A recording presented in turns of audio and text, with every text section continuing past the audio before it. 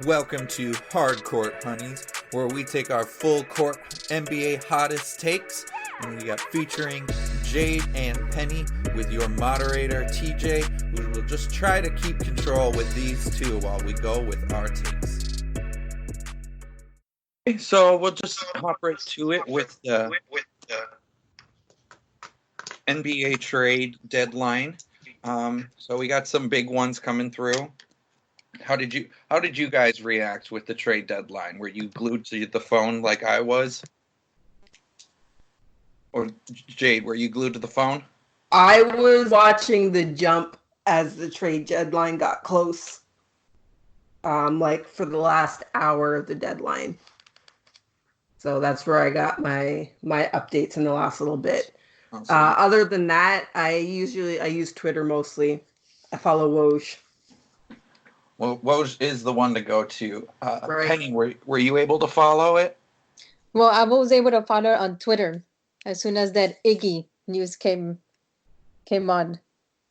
That was awful. Where did you hear that Iggy trade first? Or like which source? From Twitter, probably. Was it Whoa? I'm not sure. I don't remember right now. But I know I saw it on Twitter. Twitter first. Yeah, Twitter was my first thing too, and I was in Mexico and I was getting all that stuff freaking out.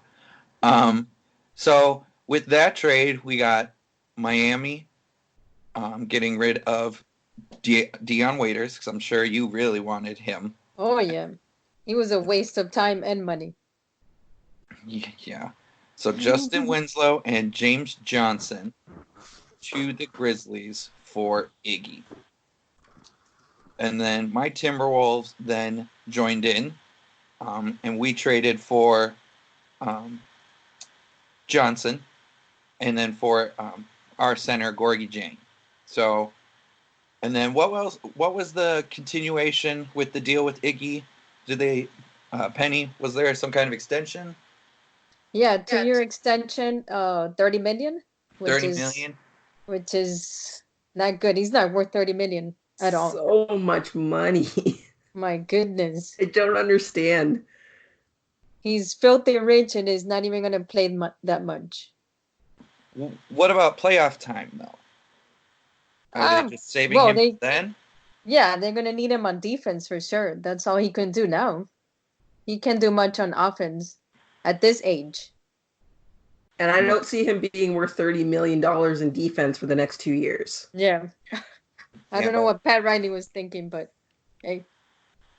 The thing that jumped out to me about that trade too is like my Raptors, Miami has kind of a special culture. And a guy that would sit out half the season for his team just because he doesn't want to play doesn't seem to fit Miami's culture to me. At all. Yeah, I agree with you. I mean, at least Jimmy Butler played with the Timberwolves even though he didn't want to. At least he did. Same in Philly. Yeah. Like, he still played. Now you're getting Iguodala where I'm on a bad team. I don't want to play anymore. Ugh, that bothers me. Like, I never really felt one way or the other about Iguodala before. I certainly feel a kind of way about him now. That ruins him for me. Definitely. I always thought I saw him as a good guy, like good person on basketball wise. Mm-hmm. But now with this like attitude that he has, yeah, I can't get behind that. I never thought he had that much of an attitude, and then next thing you know, he comes there, or he goes to Memphis and he flips the script on me, just like that. It's such a diva move too. Yeah. It's like he doesn't need basketball. That's what I'm thinking. He's like set. That's interesting. He's setting himself for retirement. That's the way I'm seeing it. You know what? I hadn't thought about it that way, but that totally makes sense. Yeah. Somebody who loves basketball and who needs basketball in their life, they're playing regardless of the team they happen to be on. Like, you can make known that you don't want to play for a team and still suit up and go out. Like, look at Kevin Love. Yeah. Yep. It's a good comparison. We'll have to get back to Kevin Love in a little bit because he's got something involved with some other stuff. And also that huge 12-player trade that that involved primarily Clint Capella. So the trade was Clint Capella to the Atlanta Hawks, and the Denver Nuggets traded off Malik Beasley and Juan Hernan Gomez to the Timberwolves, and Robert Covington was traded over to Houston. Mm-hmm. Yeah. And then we also Timberwolves got Evan Turner, which we're waiving him. And then we also got Denver's Jared Vanderbilt. Do you guys like that giant trade? Do you think it's going to help? We'll just start off. Do you think how it's going to help Atlanta, Jade? I look at this trade and I'm just kind of like, this seemed like so much movement for very little anything. I think Clint Capella can definitely help the Hawks, and goodness knows they need the help. Did they waive Nene? I'm thinking they're on that route for it. Yeah, Nene is involved. I think he's going to be another one of those players where he's going to be saved to playoff time. But where do you think he might get waived to? I feel like I read something that maybe he was going to get waived, but I can't remember for sure. I've always liked him. I've always been a fan of him. I would have to say the Hawks. I mean, so many of the other names in this trade is like, who? Why? And Nene, go ahead. No, Nene was with the Rockets, right? Yeah, he was with the Rockets. He was. Yeah, I don't see him in the roster. Yeah, he was back a bench with everything. Yeah.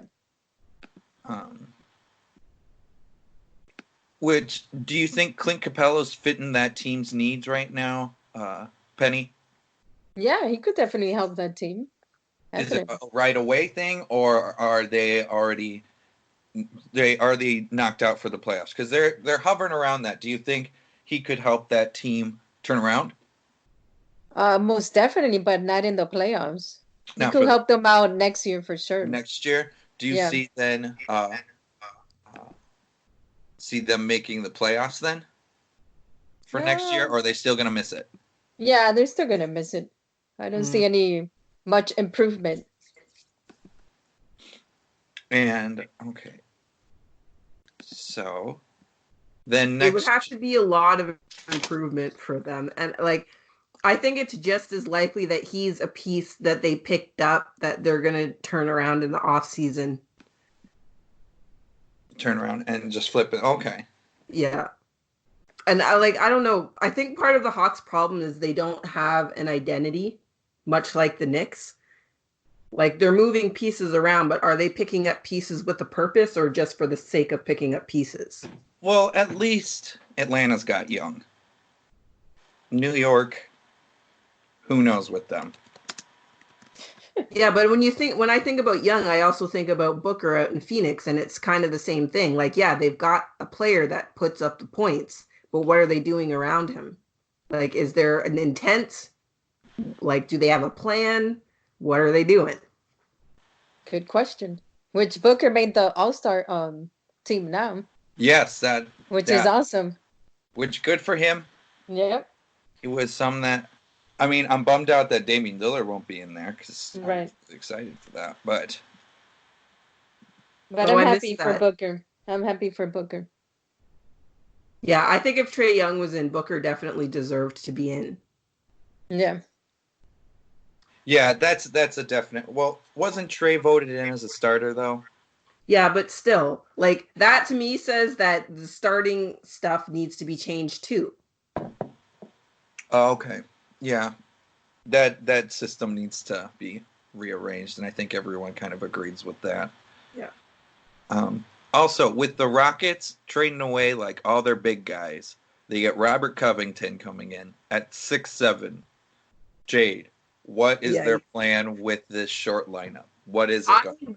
I wish I had an answer for that. I don't know. I don't know what they're thinking. Like, I've seen them compared to that Warriors team, the small ball Warriors team, but they don't have the talent the Warriors had. They had a defensive player of the year in Green, so also that. So like, I don't know. Like, Houston is one of those middle of the road teams for me where they're gonna have a solid regular season record. They're gonna make the playoffs, and they might get to the second round. Yeah, like that move to me doesn't move them in a direction. It just makes them really small. Yeah. Do you think PJ Tucker can hold down the fort at the center, or is 6'5" too small? He's too small. And I love me some PJ Tucker. He was a fan favorite when he was in Toronto. He works hard. Like, he's the kind of guy you want on your roster. But yeah, you can't teach height. Sadly. Wish I could. Definitely I'd be a whole 6 inches taller. So, Penny, where do you see them, since Jade mentions the playoff positioning, where do you see Houston end up, considering they used to be such a top dog for so long, and now they are, I think, overrated? Would you say overrated, Penny? Definitely overrated. They're not gonna pass the first round with this lineup. How are they gonna pass the Lakers with those twin towers? Mm-hmm. They can't. Or even you mentioned the first round. Like, if the playoffs started today, they're playing the Jazz. Who's gonna match up against Rudy Gobert? I don't see anybody here in their roster matching up.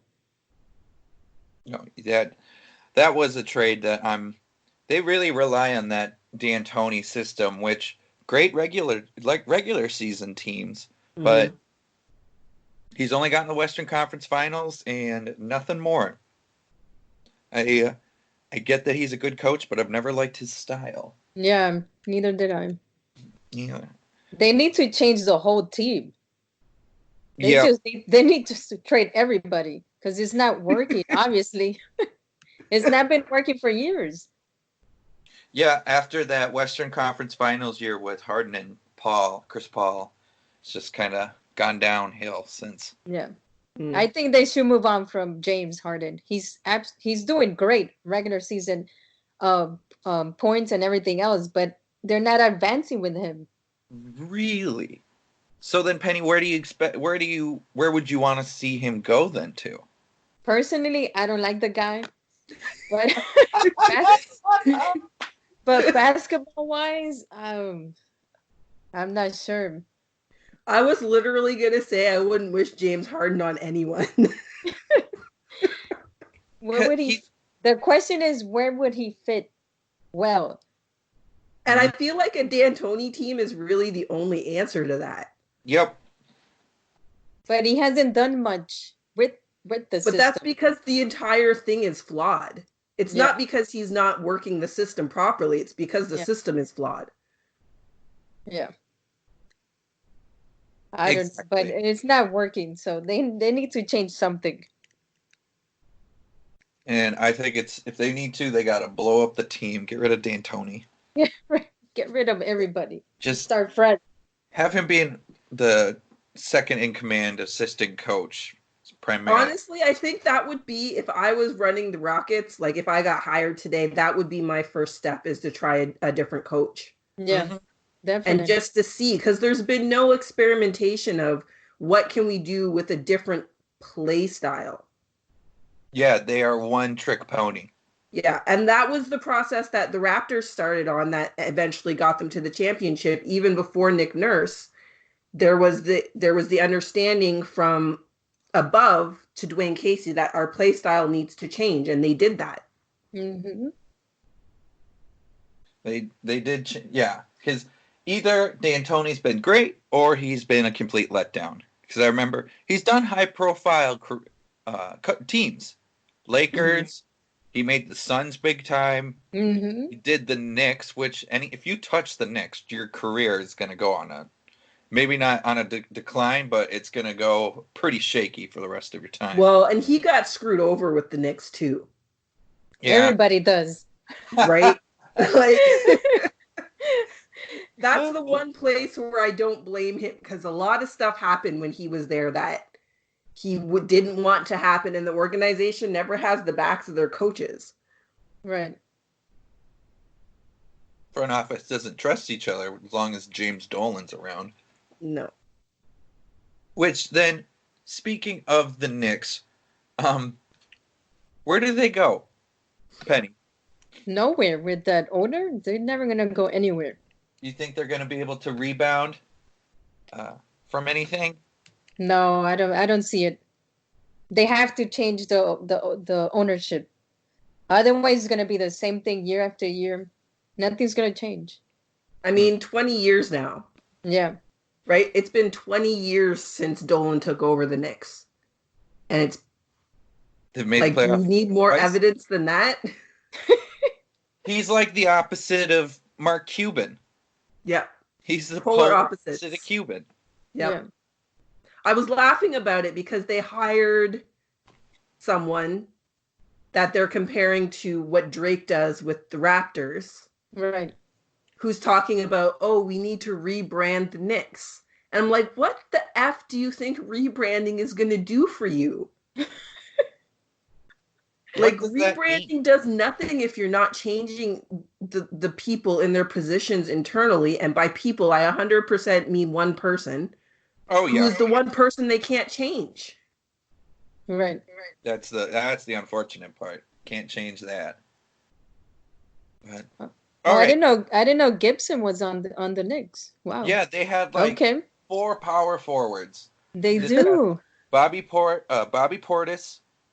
Yeah, Bobby Portis, he was there, and then one of the Morris brothers, and then they signed Julius Randle, and then they signed Taj Gibson, and I was like, what is your end game plan with this? Right? Like, what? There's no plan. It's just, oh, we can get that. And you know what? If you really think about it, that's how trades have gone the entire time Dolan's been there. Mm-hmm. Oh, that person's available. Let's try them out. Oh, that person's available? Yeah, let's give that one a try. Oh, that person's available that we didn't draft? Maybe we should try him out now. Okay, hear me out with this trade, both you. Or scenario. Houston blows up, and Harden goes to the Knicks. Jade, what does that do? Does that do anything for the franchise? If they play similar to the way Houston plays and just lets Harden get all the points, I think they'd be a better regular season team. Kind of a Carmelo thing? Yeah. Okay. And I mean, Harden doesn't come with the attitude problems Melo had when he was there. That's true. That is true. I see them as 2 divas. So. Yeah. I mean, both were. I think they're different kinds of divas, though. Oh, there's levels to divas. I didn't know that. There's types. There's different types. Like, some people are divas because they have what it takes to back it up. Right? Like, LeBron's a bit of a diva. Right, yeah. But he's a good diva. If there's such thing. So, like, there's different... Whereas Melo was a bit toxic when he was with the Knicks, and it's part of the reason it took him so long to get signed anywhere before Portland picked him up. Yeah, because it was never about his ability to score. He was always going to be able to do that. Yeah, he humbled himself, so that's what changed. Yeah. Now. Yep, that makes you're right, Penny. With that, he's humbled himself now. Yeah, he's just a guy there to get buckets, and I think I don't know how many games you guys watched at Portland, but I've been real interested with them lately. And he's really found his role. I'm there to score, and I'm there to rebound. And he's been doing both efficiently for the most part. So that makes me happy. He understands his role in the NBA right now. Yeah. It took him a long time, though. But he's finally there. Yep, and he's doing it great. So, okay. Well, swing back to the trades. Flying off there. So my favorite trade, and I think you guys already know it's coming with this one. Oh, it's coming. Andrew I'm surprised Wiggins. it took this long. I had to wait. I wanted to give everyone else with this, but okay. So trade Andrew Wiggins and a 2020 first round pick. Top 3 is protected though, and a 2021 second-round draft pick, so no draft picks for the Timberwolves next year, in exchange for one of their players, Mari Spellman, Jacob Evans, the third, and some random dude named D'Angelo Russell. Some dude that I don't know for sure what he's all about, but I guess he's pretty solid. So I guess he's been doing an all-star. But yes, D'Angelo Russell, player I've waited for since the offseason. Jade, where does this take my Timberwolves? We can get on my pick, but that would take forever. Jade, what's your take as the NBA fan that doesn't follow the Timberwolves because no one does? From a fan, what do you see with that? Who won the trade? Honestly, this is a trade that I think both teams won. Minnesota's getting that leadership in D'Angelo Russell that they've needed, that they kept trying to get out of Wiggins and Cat, and ice in the veins. Not everyone's like that, and Wiggins and Cat are not. Cat definitely has found an extra bit of a something this season that I've been really enjoying seeing. But he's not going to be the alpha guy on a team, and Russell can do that. Like, he's ready to do it right now. He has been doing it. He carried. And he's a guard. Like, he's the perfect position to fill in that hole that Minnesota's had. And then on the other side, Golden State is a perfect place for a player like Wiggins, who can put up the points, knows how to play his own game, but is just never going to be the leader on the floor. Golden State's perfect for him. Right. Penny, would you say then Wiggins fills, say, Harrison Barnes piece? Is that going to help out? Will Wiggins shine as that kind of piece, like a third or fourth option? Yeah, he's definitely going to be a third or fourth option with the Warriors. He's definitely going to play better with the Warriors. Mm-hmm. Yeah, because he probably felt. Go ahead. Yeah, he probably felt that pressure to be like a leader. And that's just not him. So with the Warriors, he's just going to cruise, get points, get rebounds, do whatever he has to do. And I think in that system, if, next season when everyone's back, say Clay's out or Steph's out, I think he's the kind of player that could step into that number 2 spot for a few games here and there, because he knows it's not going to be permanent. He's not going to feel, like Penny said, that pressure. So he'll be able to step up when needed, knowing that he's going to get to go back to being, regular Wiggins when those guys get back. Mm-hmm. So, yep. I'd have to agree. Both teams winning with it. But I think we got a position or a piece that mattered more to us for the Timberwolves, I think. But, yeah, I agree with you guys. Penny, Penny, do you think, I already asked you. With the Wolves? Well, they got JJ from the Heat, so I know he's going to help the Wolves. Yes. He scores, he rebounds, he plays defense, so you got a good one there. Since we only have the one point guard, he's also played a point forward position now for us, and it's been these past few games, it's worked out very well. Yeah, he played that position in Toronto too, and heads up, he will have some bonehead moments that you'll be like, JJ. Yeah. What are you doing? Those are coming. That's what you guys both had him, so you guys know best with him. We love JJ. Yep. One thing that made me real happy, I heard a press conference, and he said, I've been on rebuilding teams. I've been on teams that were about to blow up. I've been on really good teams. I know how to work a system, and I'm ready to be there. And I was like, oh my gosh, this is a guy that's on board with the system, and he doesn't even know it yet.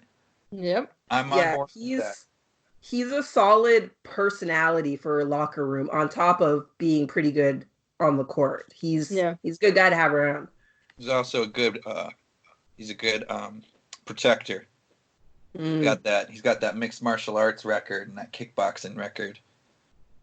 He's also, I think, a 2nd-degree black belt. Yep. So nice. You don't mess with him. Don't mess with JJ. It will not go well. Nope. He's super tall. I met him in person. Did you? One of the Heat events. I think it was 2 years ago. Really nice person, super tall. Nice. Yeah.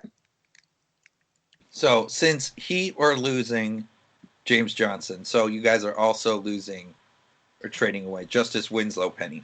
How do you feel about that part? I'm still crying. Oh man, we lost a good one. Winslow was such a good player, overall good player. He will score, he will go on defense, he will steal, he will do everything. We lost a good one. But you also get Jay Crowder from Memphis. Do you like that? Oh, no. I still miss Winslow. Jay Crowder? No. I'm still hurt with the. He's got the grit though. I don't know. Winslow was. I think because he's younger, so he was better in my opinion. That makes sense. Yeah. Okay. I was wondering, Penny, how you would have felt if that other trade they were trying to do went through to get Gallinari. Oh, I haven't heard anything about that. Kendrick Nunn was on the block when they were trying to get that trade done, and they didn't get it to go through. Yes, I'm so happy about that. I figured. We can't lose Nunn. No way. Yeah, that's what I thought too. If that had gone through, I think that would have been a mistake. I wouldn't think they would have traded Winslow. I was thinking the Dragon, KO, and somebody else they would have traded instead of Winslow. Yeah, I'm quite surprised with that, considering you're right. I totally forgot you guys had Dragic. How's he been doing this year? He's been doing good. He's just been he's been injured. Oh. Like that. I think probably the past 2 years. So he's been on and off for the past 2 or 3 years. Yeah. So I've always been a fan of him. I've always seen him be kind of like a smooth playing player. Yeah. So when I saw him get an All-Star last year, I was like, good for him. Yep. Okay, back to another trade, super random one, I think. Pistons trade Drummond to the Cavs for Brandon Knight, John Henson, and a 2023 second round pick. Oh, jeez. Penny, what is this all about? Is there a rhyme or reason to this?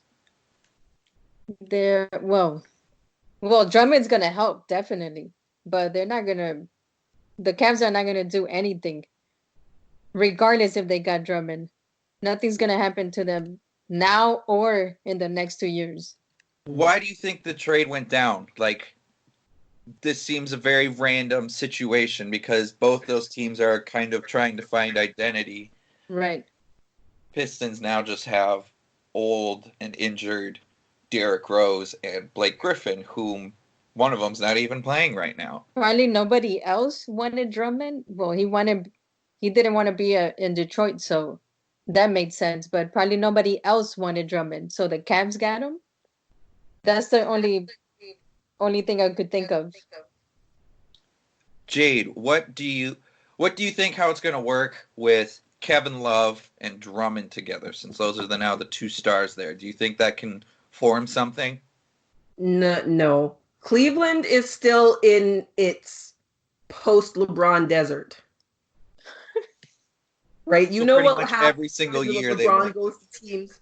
You know what happens when LeBron goes to teams and win championships? Relevant. I know that. Right? Yeah. So Cleveland is a few years out from anything because LeBron, yeah, he's going to bring you rings, but he's going to leave disaster behind him. Yeah. Yep. It's what happens when you're that great and everyone goes all in on you. And then when you leave, you're like, peace. I'm not giving you anything to build around. So, the Cleveland they need to, I hate the word tank, but I mean, they need to tank and get some picks. Yep. Yeah. Sadly, this is a very weak draft. It is. There's no franchise makers in this draft. And that's why I wish we would have traded this year. Timberwolves would have traded this year's pick instead of next year's pick, but it's protected for us, so it could be 4th overall, which I'd be cool with. They won yesterday, so no, they fell. They beat the Hawks. Oh, That's right. You're right. Wow. Okay. But I mean, it's the Hawks. Yeah. You know what? But well, for the Timber, they're better. They're a little bit better than the Cavs, but okay, they won. I mean, Hawks are at least a playoff contender still. What are they? The 9th seed? Are we talking about the same team? The 15-41 14th place Hawks? Oh, I thought they were doing better than that. See, No. that shows. Okay, so Yeah, that's what I said. They're a little bit better than the Cavs, but they're both 32 games back right now. The Hawks are 15-41. The Cavaliers are 14-40. Yeah. Yeah. Okay. I thought since Trae Young made the All-Star team, I thought maybe that was because he was doing better. The team was doing better, but shows how much I pay attention to Atlanta. A little embarrassing there. No, but it's the same thing I was saying. Like I don't think he should be in the All-Star game. Because of his team? Yeah, if you're gonna leave Booker out, and that's because of record, because Booker's also having a phenomenal season individually. Mm-hmm. Right? Then Bradley Beal should have gotten in. At least his team is in playoff contention. Yeah. Well, that goes down to fan voting, because that's how Trae Young got there. Should they change how they do the fan voting situation then, Jade? Yeah, 100%. I mean, Alex Caruso and Taco Fall were 6th. That kind of says it all. That frustrated me. It's like putting in Harambe and then being like, yes. But, yeah. So, also, another trade. Yes, swing back to that part of what we are doing today. Marcus Morris going to the Clippers along with Isaiah Thomas. Wizards get Clippers guard Jerome Robinson, and the Knicks is going to get Mo Harkless and the 2020 first-round pick from the Clippers. Clippers are going to supposedly waive Thomas. Penny. Mm-hmm. Who's the winner of this trade? I would say they're about the same. Everyone's about the same with it? Yeah. No big serious movement with anything? No. Well, Morris is a solid player, but I don't think he's going to help him. Is he going to give a boost? I would say a little bit of boost, but not huge. Like he's going to make a big impact on the team. Yeah, I guess they're getting rid of players, and Jerome Robinson and Harkless, which, they're in the NBA still, but that's you're not giving away too much. Some backup bench players.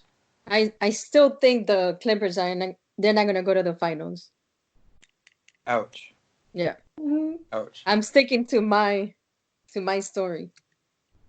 Okay, let's see where we're at a couple months from now when you're wrong. Prove me wrong. Prove me wrong, Clippers. But I still doubt it. You know what the thing is? So, 2 things. I want to talk about Marcus Morris again for a second, because I would have liked to be a fly on the wall in San Antonio when this trade happened. Oh, I forgot there was that thing. Right? So, Morris, according to Popovich, they had an verbal agreement, that he would go play in San Antonio for 2 years and $20 million. He decided to sign in New York for 1 year and $15 million because it was closer to home for his family. And now he's on the other coast anyways. But Morris couldn't control this, though, because it was a trade. Right. So... But it's kind of like, I don't know, I feel like if I was Popovich, I'd be going like, well, you ended up out here anyways, and you might have ended up with a team that wasn't going to ship you off in the first chance they got. True. I think Morris would be much more effective or more important in the San Antonio system than with the Clippers. San Antonio's just missing one little piece. So they're having a so-so season. Oh. And then for the Clippers, to Penny's point, I can't rule out the Clippers from the finals because Kawhi Leonard plays for the postseason. Yep. He hasn't he's idling right now. He hasn't even got into gear yet. Mm-hmm. And when that happens, you can't put anything past that guy. Yeah, he's top dog once he gets to the playoffs. That's what matters for him. All that load management. Well, and he has to manage it that way, right? He knows how much he can get out of his body when he's putting it all out there right now. True. And why would you do that in the regular season if you know your team's going to be in the playoffs? All you got to do is get there. All you got to do is get in there between 1 and 8. Yeah, I guess that's very true. Very true with that. When you know your team's already going to win, why risk too much? So, but Jade, Isaiah Thomas, since he's going to get waived, I feel bad for that man. Is he going to get picked up? I would be surprised if he did. Do you think he's ever going to play again? I would be surprised if he did. I can't think of anybody that would need him at this point. He's been injured so much, and once that kind of starts, that's kind of a rock that keeps rolling downhill. If he can get healthy, I guess maybe, but I just don't see that happening. Yeah, I don't see it happening either. I don't think he's gonna get picked up by anybody. Penny, do you think this is the end of Isaiah Thomas's career? Most sadly, most definitely. Yeah, this is the end. The beginning of the end. The hip injury that he has, I remember it was the Timberwolves had a player, Johnny Flynn, started off really solid for us. It was the year of the Steph Curry draft. And then his sophomore season, he got the same hip injury. 2 years later, he was out of the league completely. Yeah. So when I heard Isaiah Thomas had that hip injury, I was like, oh, no.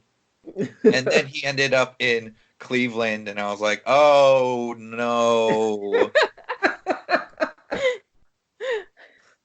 And then LeBron blew up the team. As soon as I heard about that Cleveland trade, I'm like, there's no way LeBron James puts up with Isaiah Thomas's attitude. The moment I heard about it. And then how long was it till he was traded? Well, I mean, considering he traded away half the team by, I think, January latest with things. Because they got rid of Dwayne Wade. They got rid of Derrick Rose. A couple other players. They pretty much U-hauled their team right out. Yeah. But that's a trade. That's a whole other issue with that one. But maybe IT will go to the big three. Big three. I was thinking, or maybe he goes to China. Maybe, yeah. One of those two options. Playing. Yeah, I agree. I think those are the options that make the most sense. I don't see there's too many talented guards around, and now that more and more of the NBA is getting into undrafted players, I just don't see him being a first option between what's already available and what's out there undrafted. Mm-hmm. Yeah, that's very good point. Well, okay, Penny, you brought up a great idea with the big three. I did an article about Joe Johnson's live tryout during the big three, and that actually got him a invite to training camp. Do you think that could happen with Isaiah Thomas, Penny? Yeah, I could see it. You could see him doing the nationwide tryout. Yeah, he loves basketball. He should have fun with it, and I don't see him having fun in the NBA. Nobody wants to pick him up. He's not gonna help any team, so just might as well have fun and get paid for it. True, that's a very good point. But like with Joe Johnson, it's a smart way if you do want to try and have maybe one more shot at the NBA. True. Yeah. right? It's the option that to show teams I can still produce, I'm healthy now, without asking them to take that risk on him by one, taking up money, and two, taking up a roster spot. Right. That's a very ISO Joe is always one of my favorites. Mm. Always one of my favorites. But I was surprised Joe got released. Yeah, I was let down with that. I'm like, at least give him a chance. Mm-hmm. Like, what happened? You know what it was? It came down to him and shoot, I can't remember his name. I think it was another undrafted rookie in Detroit. Uh-huh. And Joe Johnson mentored him during training camp. Nice. And then it came down between the two of them, and Detroit went with the younger option. Oh, good. Detroit, they'd sign in a bunch of old players while then trying to get a bunch of young players. That's a weird team right now. Yeah, Detroit has lost its way. Yeah. That poor franchise. Actually, I've never been a big fan of them, so never mind. See, I grew up on Detroit basketball. And even the 80s with the Bad Boys? Oh, screw the Bad Boys. Bill Laimbeer is basic. Isaiah Thomas for the the Detroit Pistons was just a fake smile and the ruler of that team. Who? Isaiah Thomas? Yeah, the original. Oh, you were so wrong about that. Isaiah Thomas was the face of the team. Bill Laimbeer ran. No. Yeah, that's what I said. Was the face of the team, but he was the head leader. Where he'd go to Bill Laimbeer and he'd be like, "Punch that guy," and then Bill Laimbeer, being the Neanderthal that he was, would go up there and punch the guy. Bill Laimbeer was not a Neanderthal. He was the smartest man in a room. Oh yeah, I know, but he was still a Neanderthal at the same time. He played like Neanderthal. I could not stand the man. The best at the mind game thing. The best at mind games. Yeah, that's what was amazing about it. See, I grew up on Detroit basketball, so I still have a soft spot. Like, I was into basketball before there was a Raptors team. And I'm an hour from Windsor where I grew up. I was 3 hours from Toronto. So I grew up on Pistons basketball. Like, I liked their finals team in the early 2000s. Yeah, that team was special. Which made me mad because Timberwolves lost to the Lakers in 6, which Detroit, we all know, won. But I know if my Timberwolves had have won against the Lakers, we were 2-0 against that Pistons team. We would have a banner. But a lot to be said for wishful thinking. Yeah, that's what the Timberwolves franchise is. Wishful thinking. Wow. Wishful thinking. It's okay. I'm familiar with it. That was my team up until the last few years. I get it.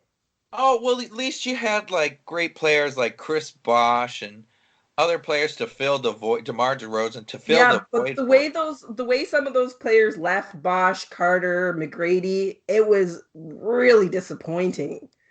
Yeah. Were you a fan of Chris Bosh in Toronto, or were you thinking he was another diva, Jade? I had about a 10-year hiatus from basketball. And Chris Bosh was in that time period. I really like him now. I like him as a personality. Like, I like when he's on the broadcasts, but I wasn't really paying attention when he was in Toronto, so I can't really speak on that. Okay, that makes sense. Toronto, I will admit, Jade is one of my side teams I like. Ever since Vince Carter, he was one of the guys that got me into basketball, so I was like, ooh, Toronto. And Chris Bosh made me continue watching them, especially with his cool dreads. His braids. And then Penny, you get to enjoy the great years of Chris Bosh then too. What the heck? I get the best version. Action. Yep. We got the best version of Chris Bosh. You got the player, the third player that LeBron always wanted. Yep. You know what their place is on the team. He's such a good person too. Oh gosh, yes. That's one of the reasons why I wanted him to return, but it's the best not to. Yeah. Yeah, he's a cool dude. Yeah, and he adapted to a new role. So it took a little bit of time for him to adjust, but he did it. And like, he's for the team. Whatever the team needs me, I'm there. Mm-hmm. He's also put up for a Hall of Fame nomination this year. Oh, so that that's adds awesome. to Tim Duncan, Kevin Garnett, and the late, great Kobe Bryant. So that's one of the best Hall of Fame classes, Jade? For sure. Definitely. Oh, that's a good class. Mm-hmm. Yeah, when I saw that, I was like, ooh, I didn't know Chris Bosh was in it, but you just made that one even better. You got like 9 titles between those 4 players. Yeah, it's insane. It's insane. When Kevin Garnett is the one with the least amount of titles, granted he only had 1, but still. Duncan Kobe 5, Chris Bosh 2. So there's 13 right there. Yeah, he should have won more. Oh boy, Kevin Garnett. Garnett. Yeah, I was gonna say Chris Bosh. Yeah, right. Come on, you guys had 4 tries. Garnett. Okay, yeah, good. He should have won one with the Timberwolves. Yeah. No, we wasted his talent. Okay. Anything else you guys want to add to the trades this year? Any other any other trades that caught your eyes? Got lots of just minor movements with things.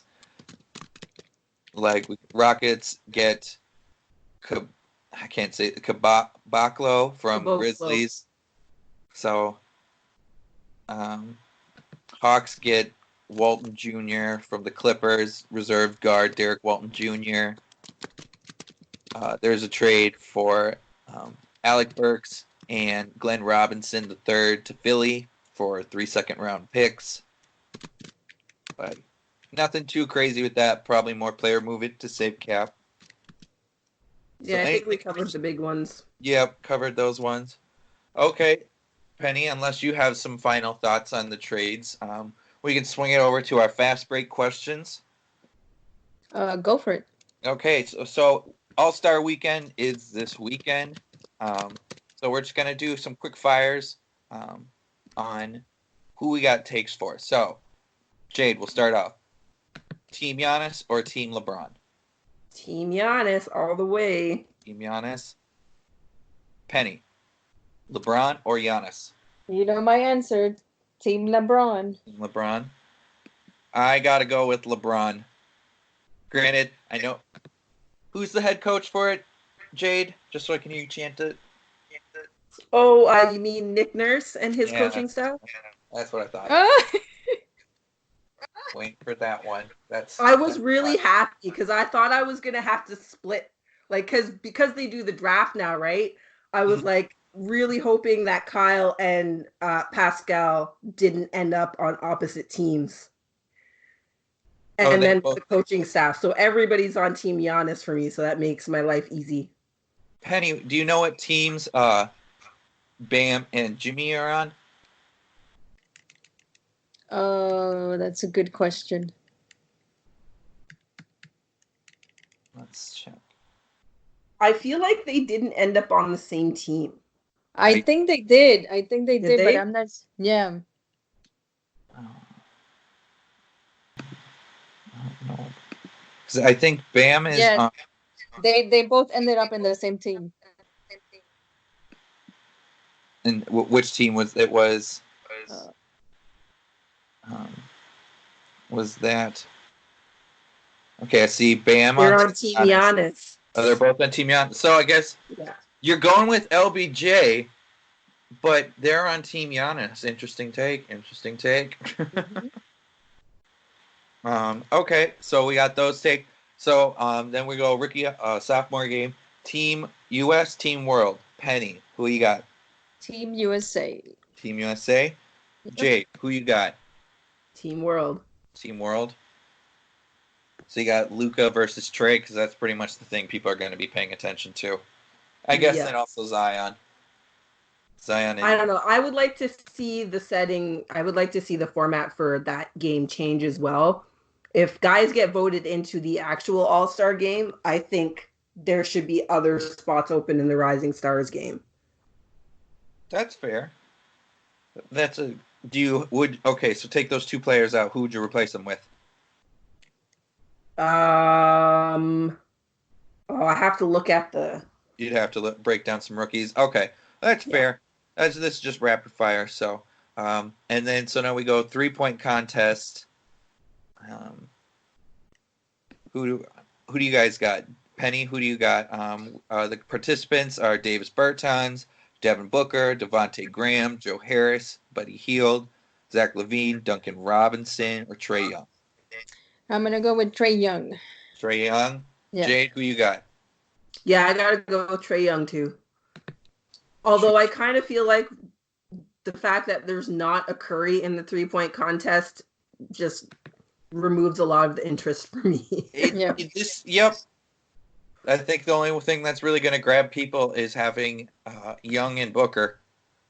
But I got Hield winning. My dark horse. I mean, they changed up the format a little bit too. They've added a Mountain Dew zone so there's 2 racks between the wings and the top of the key. Yep. And the balls are worth more, which is, I don't know. I'm pretty indifferent to that. There's too much changing of it. I feel like 3-point contest, just 5 balls. The last one's a money ball, and there you go. It's longer too. They have longer time period to shoot. I see 70 seconds now. Yeah. Huh. That's odd. Well, oh well. I mean, still gonna be fun. Hopefully, it's still gonna be fun to watch with it all. So then we will go to dunk contest. Actually, we'll do Taco Bell. We'll save the dunk contest last. So Taco Bell skills challenge. So there is Bam, and then Patrick Beverly, Spencer Dinwiddie, Shai Gilgeous Alexander. Gosh, can never say that one. Chris Middleton, DeMontis Sabonis, Pascal, and Jason Tatum. Jade, who you got? I got to go with my Canadian Shai Gilgeous Alexander. Okay. I was thought you were going to go with Pascal with this one. I really wanted to, and I was torn. I'm not going to lie. But I think Shai's a little bit better ball handler than Pascal is. Mm-hmm. Penny, who do you got? Let me see. It's between Bam and Jason. Let's see if Jason could win it again, back to back. I was going to say he's defending champ with it all. Yep. So between Jason and Bam. Jason and Bam. Okay. Yep. I'm going to do dark horse again. Spencer Dinwiddie with it all, just because of his passing ability. Okay. And then so the one that hopefully everyone will be, it'll be interesting, dunk contest has Pat Connaughton from Milwaukee, Aaron Gordon, Dwight Howard, and Derek Jones Jr. from Miami. Penny, who do you got? Do you got that? You know Derek my Jones? Answer, Airplane Derek Jones Jr. Okay, that's what I was going to say. Is that freaking nature going to be able to make it? Yep. Going to win in it? Okay. Jade, who do you got? I have to go with Aaron Gordon because I will always say he was robbed in Toronto in 2016. He should have won. Zach LaVine should not have won that year. And also, what's Zach LaVine doing in the 3-point contest instead of matching up against Aaron Gordon again? They should switch out Pat Connaughton and put in Zach LaVine. I agree with that. That rematch would be epic. That was the top 3 best dunk contests of all time. And when it comes to battle between players, I think that's top 2.